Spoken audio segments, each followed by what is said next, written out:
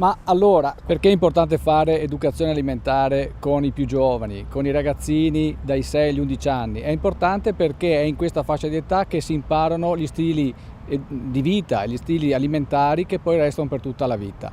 In particolare poi ricordiamo che lavorare sull'alimentazione vuol dire ridurre la possibilità delle patologie legate ad un'alimentazione scorretta.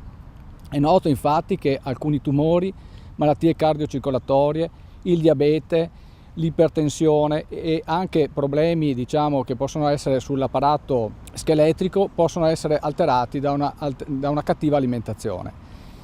È poi vero che un certo numero di bambini, 1 su 5 nel Veneto, è in sovrappeso, 5 su 100 addirittura obeso. Un bambino su 2 passa più di 2 ore davanti alla televisione o ai giochini elettronici.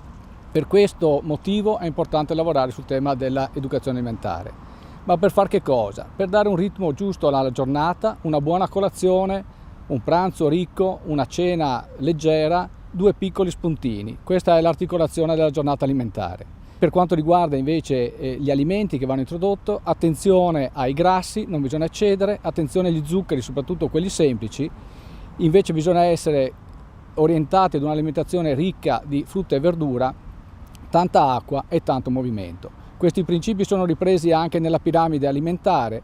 È importante poi che gli insegnanti, anche attraverso la mensa scolastica e poi in casa, in famiglia, la mamma e il papà, insegnino stili di vita sani e un'alimentazione corretta. Rimarrà un passaporto per una buona salute per tutta la vita.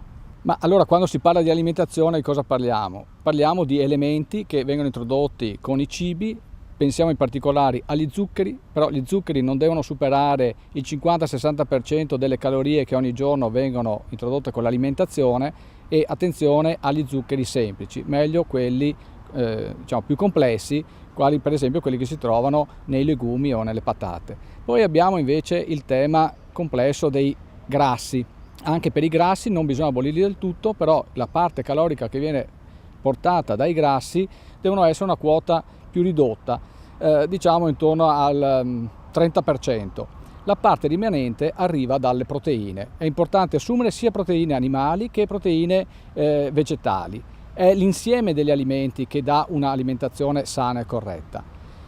Per quanto riguarda la frutta e la verdura, che è ricca di acqua, che è ricca di vitamine, che è ricca di sali minerali, tutte cose fondamentali per la nostra nutrizione, e c'è uno slogan dell'Organizzazione Mondiale della Sanità che è 5 a day. 5 porzioni ogni giorno. Una porzione è un pugnetto di verdura, non è neanche una grande quantità, qualche frutto, però è importante ogni giorno questo apporto di fibre e di sostanze che viene dalla frutta e dalla verdura.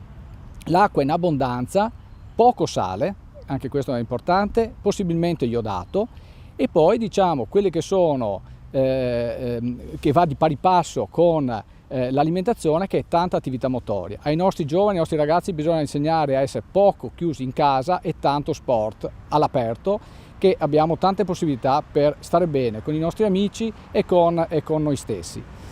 Ancora un'altra cosa importante da dire è che quello che si impara a scuola deve arrivare in famiglia e viceversa, perché fin da piccoli queste due comunità educanti devono lavorare in perfetta sinergia. Infine, un'ultima cosa importante è che quando ci si occupa in termini educativi di alimentazione abbiamo in mente un mondo dove l'importanza di nutrirci bene ma su alimenti prodotti in modo biologico, in un ambiente sano, possibilmente a chilometro zero, quindi consumiamo poco in energia per portare avanti e indietro questi alimenti e riscoprendo le abitudini alimentari delle località e quindi anche i prodotti, le ricette e l'esperienza della nostra cultura, la nostra civiltà.